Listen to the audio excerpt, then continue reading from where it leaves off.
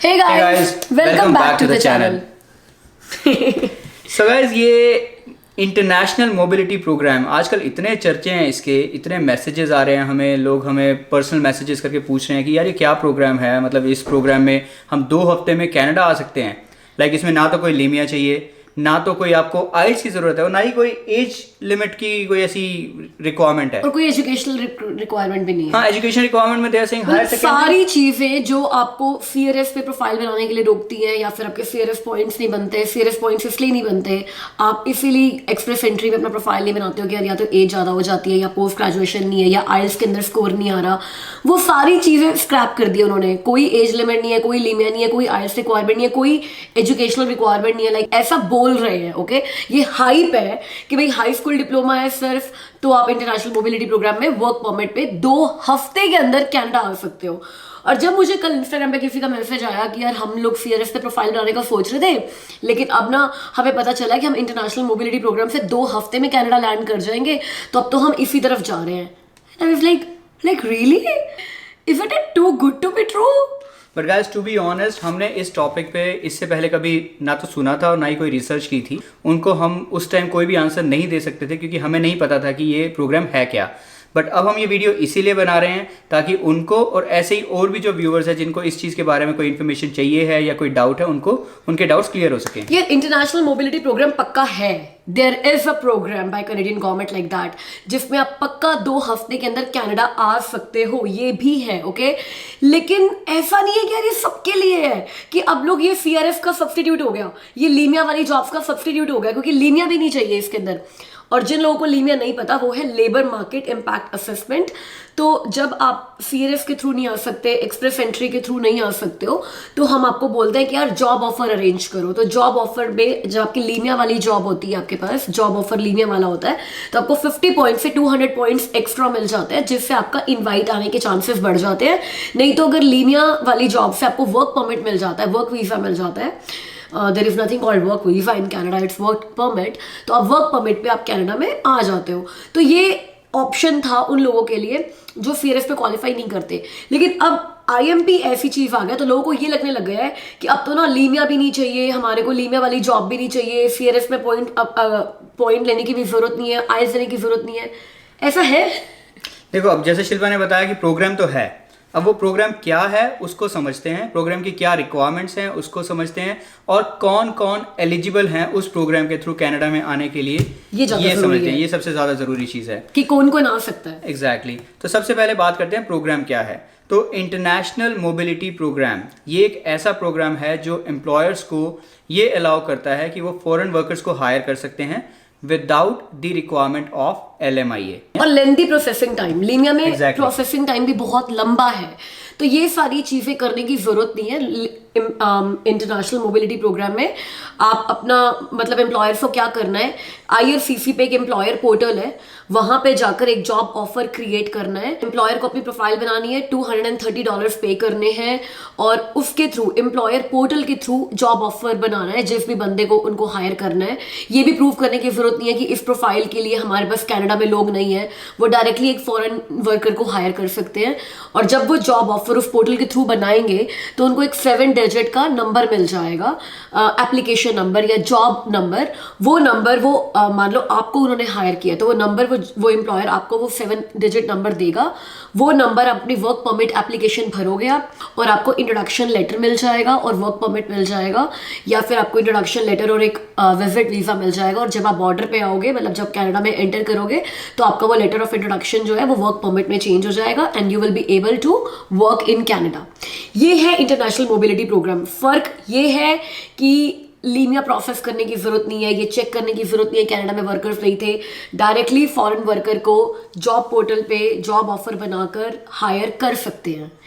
तो फिर हमें लीमिया चाहिए क्यों, फिर हमें सीआरएफ चाहिए क्यों, फिर हम यही क्यों नहीं करते हैं? बस यही क्वेश्चन है। अब इतना अगर इजी कर दिया गवर्नमेंट ने तो डेफिनेटली कोई ना कोई, और 2 हफ्ते का प्रोसेसिंग टाइम। अब इसमें कैच है वो ये है कि ये जो जॉब ऑफर है ना, ये एम्प्लॉयर हर किसी के लिए नहीं बना सकता। ओके, सो कैनेडियन गवर्नमेंट ने एक LMIA एग्जम्प्ट कोड की एक लिस्ट बनाई है। अब उस लिस्ट में जो जो एम्प्लॉयमेंट्स हैं, सिर्फ उन्हीं एम्प्लॉयमेंट्स के लिए एक एम्प्लॉयर इंटरनेशनल मोबिलिटी प्रोग्राम के थ्रू कैंडिडेट्स को हायर कर सकता है। इसका मतलब ये हुआ कि अगर आपकी जॉब प्रोफेशन अगर आपका जॉब प्रोफेशन लीनिया कोड्स में आता है, राइट, तो आपको इंटरनेशनल मोबिलिटी प्रोग्राम के अंडर में जॉब नहीं मिल सकती है। अगर आपका एनओसी कोड सी है, आप ट्रक ड्राइवर हो, आप टीचर हो, आप एचआर में हो, आपको इंटरनेशनल मोबिलिटी प्रोग्राम के थ्रू जॉब नहीं मिल सकती है। तो सबसे पहले आपको क्या करना है, अगर आप इंटरनेशनल मोबिलिटी प्रोग्राम के लिए बहुत एक्साइटेड हो कि यार अब तो मैं इंटरनेशनल मोबिलिटी प्रोग्राम के थ्रू ही कनाडा जाऊंगा, ये सारे पंगे करने की जरूरत नहीं है, एज ज्यादा तो कुछ नहीं है, पहले आप जाके चेक करो कि आपका प्रोफेशन लीनिया एग्जाम कोड्स के अंडर में आता है कि नहीं आता है। अगर नहीं आता है तो कोई एक्साइट होने की जरूरत नहीं है, फिर से मेहनत करो, आइल्स दो, सीआरएफ पे स्कोर बनाओ, लीनिया वाले एम्प्लॉयर्स ढूंढो, लीनिया वाली जॉब लो। International mobility program is not for you. So guys, इसका लिंक भी हम शेयर कर रहे हैं इस वीडियो की डिस्क्रिप्शन में। उस लिंक पे जाकर आप चेक कर सकते हो कि आपका जो प्रोफेशन है वो लीनिया एग्जाम कोड में है या नहीं है। और पता है आपको, मैं एक बात बताऊं, ये ऐसा नहीं, आजकल हाइप ज्यादा हो गई है क्योंकि ना आजकल लोग कोविड के बाद, जनरली कोविड में, I would again salute to the Canadian government, जिस तरीके से कनाडा ने कोविड की सिचुएशन को हैंडल किया है कनाडा में, उसके बाद ना हर कंट्री के लोग जो मतलब एटलीस्ट अंडर डेवलप कंट्री या फिर जो डेवलपिंग कंट्रीज हैं, वो लोग कनाडा में आने के लिए सोचने लग गए हैं। उनको लग रहा है कि यार कनाडा में एटलीस्ट कोविड के टाइम पर भी सभी लोग सिक्योर रहे, सेफ रहे, इकोनॉमिक स्टेबिलिटी रही, सब कुछ रहा, तो कनाडा इमिग्रेशन की ना डिमांड बढ़ गई है। तो उसके बाद अब लोगों ने ना सारे ऑप्शंस एक्सप्लोर करने शुरू कर दिए कि किस तरीके से कनाडा आएंगे। अगर लीनिया नहीं मिल सकता है, अगर सीआरएस में पॉइंट्स नहीं बन सकते तो क्या आएंगे। तो अचानक से इंटरनेशनल मोबिलिटी प्रोग्राम ना पिक्चर में आ गया। बट ऐसा नहीं है कि ये भी कल आया था या फिर 2 हफ्ते पहले आया था या 3 हफ्ते पहले आया था। अचानक से 2-3 हफ्ते में तो हाइप बहुत ज्यादा हो गई है इसकी। ये प्रोग्राम बहुत पुराना है, ये था जैसे कि जो लोग यहाँ पे स्टडी वीजा पर आते हैं, राइट, तो हम कहते हैं कि जो लोग स्टडी वीजा पे आते हैं तो उनके स्पाउस को, उनके हस्बैंड को या उनकी वाइफ को वर्क परमिट मिल जाता है। तो ये work permit international mobility program के अंडर में ही मिलता है उनको। इनफैक्ट जो नैनीज हैं, like live in caregiver जिनको हम बोलते हैं, तो वो भी इसी प्रोग्राम के अंडर ही यहाँ पर आती हैं। लाइक अगर आप यहाँ से उनका वीज़ा अप्लाई करते हैं तो जो उनका प्रोसेसिंग टाइम है वो भी 2 हफ्ते का ही है। तो अगर एम्प्लॉयर एलिजिबल है तो वो नैनीज को स्पॉन्सर कर सकता है and with in 2 weeks they can come in Canada. या ऐसा नहीं है कि लिव इन केयर गिवर या नैनीज हर कोई बुला सकता है। यहाँ पे एम्प्लॉयर की एलिजिबिलिटी देखी जाती है। जिनके घर में छोटे बच्चे हैं वो नैनी को बुला सकते हैं, स्पॉन्सर कर सकते हैं, या फिर एल्डरली पेरेंट्स हो जिनके बूढ़े माँ बाप होते हैं, उनके लिए लिव इन केयर गिवर आता है और बच्चों के लिए नैनी आती है। तो कोई एम्प्लॉयर ऐसा है तो वो 2 हफ्ते में इंटरनेशनल मोबिलिटी प्रोग्राम के थ्रू नैनी या केयर गिवर इसके अंडर में बुला सकते हैं और काफी सालों से बुला भी रहे हैं। बट इसके अलावा भी बहुत सारी ऐसी प्रोफाइल्स हैं जो आपको एलिजिबल बनाती हैं इस प्रोग्राम के थ्रू अप्लाई करने के लिए, और वो जो कैटेगरीज हैं वो मेनली हाईली स्किल्ड कैटेगरीज हैं। यार इस प्रोग्राम का मेन एम यही है, वो कनाडा के कल्चरल या इकोनॉमिकल डेवलपमेंट का पार्ट बने। तो कोई भी प्रोफाइल जो कनाडा के कल्चर से या इकोनॉमिक डेवलपमेंट से रिलेटेड है, जो उनको लगता है कि डायरेक्ट डेवलपमेंट में कंट्रीब्यूट करेगी, वो प्रोफाइल्स इस पे आती है। कल्चरल से रिलेटेड है, जैसे कि फिल्म प्रोडक्शन वर्कर्स हो गए, आर्टिस्ट्स हो गए, परफॉर्मर्स हो गए, वो इस प्रोग्राम के अंडर में इजीली कनाडा में आ सकते हैं। उनके वीज़ास इंटरनेशनल मोबिलिटी प्रोग्राम के थ्रू इजीली लग जाते हैं। अब इसके अलावा जैसे कि प्रोफेसर्स हो गए, टीचर्स हो गए, लेक्चरर्स हो गए, जब जैसे यूनिवर्सिटीज़ के प्रोग्राम्स होते हैं तो यूनिवर्सिटीज़ एक्सचेंज प्रोग्राम चलाती हैं। वो अपने फैकल्टीज़ को दूसरे कॉलेजेस में दूसरी कंट्रीज में भेजती है और दूसरी कंट्री से भी फैकल्टीज़ प्रोफेसर्स बुलाती हैं इंटरनेशनल एक्सचेंज प्रोग्राम के अंडर, जैसे कि स्टूडेंट्स का होता है। तो वो प्रोफेसर्स भी जहाँ पर आते हैं 3 महीने के लिए, 6 महीने के लिए, 1 साल के लिए आते हैं यहाँ पे गेस्ट फैकल्टी की तरह पढ़ाने के लिए, तो वो भी इंटरनेशनल मोबिलिटी प्रोग्राम के थ्रू वीज़ा लेकर बहुत आराम से आ सकते हैं। इसके अलावा पंडित जी भी आ सकते हैं। यस, रिलीजियस लीडर्स आ सकते हैं इजीली। तो जो कोई भी एक पर्टिकुलर रिलीजन को प्रमोट करते हैं, प्रीच करते हैं, चैरिटेबल वर्क करते हैं, उनको ये वीज़ा मिल जाता है। वो इस वीज़ा की कैटेगरी में आते हैं, इंटरनेशनल मोबिलिटी प्रोग्राम की कैटेगरी में आते हैं। इसके अलावा इंजीनियर्स आते हैं, टेक्नीशियंस आते हैं। इंजीनियर्स में अब अगर आप इंजीनियर हो, मान लो आप कंप्यूटर इंजीनियर हो और आपको लगता है कि आप आ सकते हो, डेफिनेटली वो आ सकते हैं। सीनियर कंप्यूटर टेक्नोलॉजिस्ट आ सकते हैं, वो डेफिनेटली कैटेगरी है इंटरनेशनल मोबिलिटी प्रोग्राम में। लेकिन कैच क्या है, उन्होंने मास्टर्स की होनी चाहिए कंप्यूटर्स में, IT में, और इसके अलावा 10 ईयर्स का उनका एक्सपीरियंस होना चाहिए। और जो कंपनी उनको इंटरनेशनल मोबिलिटी प्रोग्राम के थ्रू स्पॉन्सर कर रही है, वो कंपनी एक अच्छे बेस की होनी चाहिए, मतलब उनके Yeah. पास अच्छे प्रोजेक्ट्स होने चाहिए, अच्छे एम्प्लॉइज होने चाहिए। ऐसा नहीं हो सकता कि आपके रिश्तेदार ने यहाँ पर एक छोटी सी आईटी कंपनी खोली हुई है, वो कॉन्ट्रैक्टिंग करते हैं और आपको वीजा देकर आईटी में ही बस बुला लिया क्योंकि आपके पास आईटी की डिग्री है और आपका 10 साल का एक्सपीरियंस है। Company has to be good with a good profile, good sizable amount of people, good projects. तो ये कैच है। अब सिर्फ कंप्यूटर इंजीनियर्स नहीं आते, कंस्ट्रक्शन इंजीनियर्स भी आ सकते हैं। उनकी भी एक कैटेगरी है। तो कंस्ट्रक्शन में जो लोग हैं जिनका अच्छा एक्सपीरियंस है, जिनके पास डिग्री है कंस्ट्रक्शन से related and they have at least 3 to 5 years of work experience, वो यहाँ पर आ सकते हैं। बट उसमें एक उनकी जो एडिशनल रिक्वायरमेंट है ना, वो ये है कि उनको यहाँ की प्रोविंस के अकॉर्डिंग, लाइक देयर कंस्ट्रक्शन में भी there are so many categories. कुछ कैटेगरीज ऐसी हैं जिनमें जो प्रोविंस है वो अपना एक अलग से लाइसेंस मांगता है। अगर आपका कैटेगरी उसके अंडर आती है तो इट विल बी डिफिकल्ट, क्योंकि आपको प्रोविंस का लाइसेंस आपके पास होगा नहीं। बट अगर आपकी जो प्रोफाइल है उस कैटेगरी के अंडर आती है जिसमें कोई लाइसेंस की जरूरत नहीं है उस प्रोविंस में, you can come under this program. और ये आप अपने आप चेक कर सकते हो, जैसे लैंड सर्वेयर्स हो गए, आर्किटेक्ट्स हो गए, वो भी इन कैटेगरीज में आते हैं, लेकिन उनको यहाँ के प्रोविंसेस के लाइसेंस लेने की जरूरत है।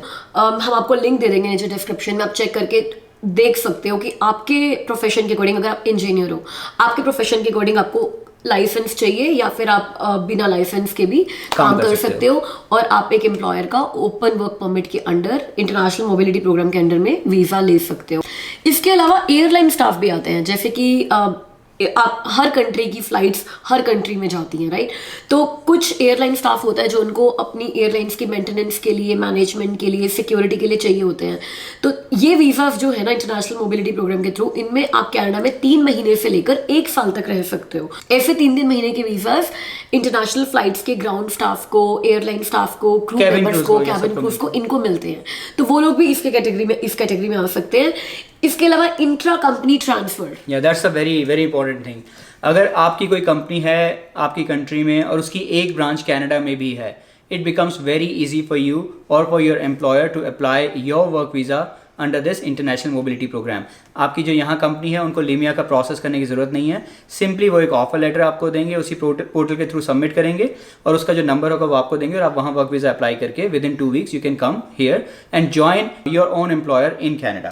और उसकी अच्छी बात ये भी है कि जब आप, मान लो आपको 1 साल का वीज़ा मिला है, 1 साल आप यहाँ पर अपनी ही कंपनी में, उनकी कनेडियन ब्रांच में काम कर रहे हो, कनाडा में टैक्स पे कर रहे हो, कनाडा में सोशल इंश्योरेंस नंबर होल्ड कर रहे हो, तो 1 साल के बाद आप कैनेडियन एक्सपीरियंस क्लास में अप्लाई करके PR भी अप्लाई कर सकते हो। Exactly, so this is the shortest route for the PR। तो ऐसे बहुत सारी कैटेगरीज हैं। थिंग इज, अगर आपको लगता है कि यार आपकी कैटेगरी, लाइक मेरी जॉब, मेरी category it's too easy to apply, like मुझे लगता है कि यार हर कोई ले सकता है, तो ऐसी वाली कैटेगरीज नहीं है। इसमें स्किल्ड कैटेगरीज है जिनको स्पेशल सर्टिफिकेट चाहिए, हाईली स्किल्ड कैटेगरीज है। तो लिस्ट में आप चेक करो whether you are eligible to come under international mobility program और आ जाओ।